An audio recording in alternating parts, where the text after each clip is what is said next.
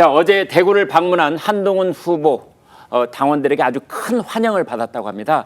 그런데 홍준표 대구시장은 한동훈 후보와 만남을 또 거절을 한 뭐 그런 장면이 연출이 됐고, 그런데 만남을 거절한 데서 그치지 않고 또 이제 비판을 가하고 있습니다.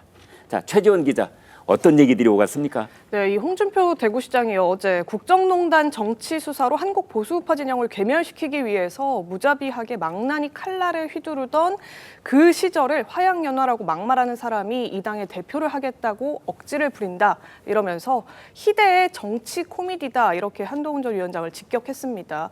홍 시장이 이날 페이스북에 글을 올린 건데요. 한 전 위원장이 지난해 2월에 내 인생의 화양연화는 문정권 초기 검사 시절이었다 이렇게 말한 것에 대해서 다시 한번 인용을 하면서 이런 주장을 내놓은 겁니다.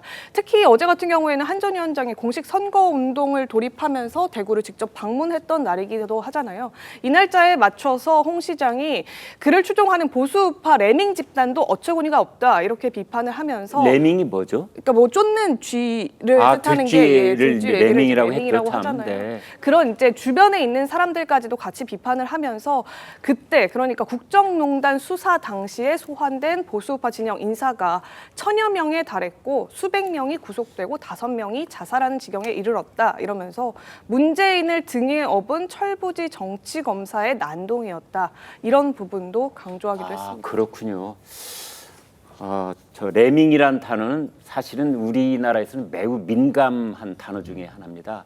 아주 오래전에 말이죠. 1950년대 이 무렵에 그 외국인 중에 한 사람이 한국인을 저 레밍 비유를 했다가 그게 이제 두고두고 여러 가지 논란에 휩싸이기도 했던 그 단어가 바로 레밍이거든요.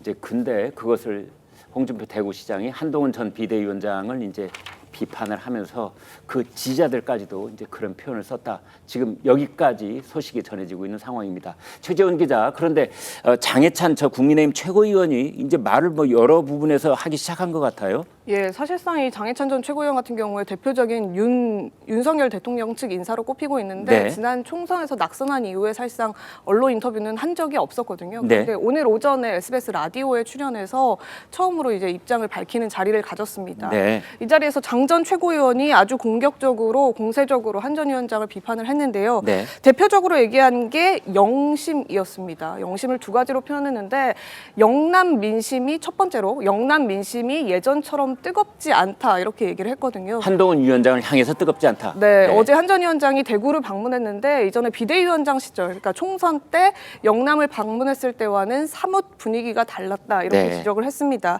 그러면서 그 주변에 에워싸고 있는 뭐 최고위원 후보들 같은 경우에도 한 전 위원장의 인기를 낙수받으려고 하는 그 이를테면 호가호위를 하려고 하는 세력들 아니냐 이런 식의 비판까지도 내놨었는데요. 네. 그러면서 또 하나 영심을 얘기한 것이 영심 그러니까 젊은 층의 민심도 예전 같지 않다.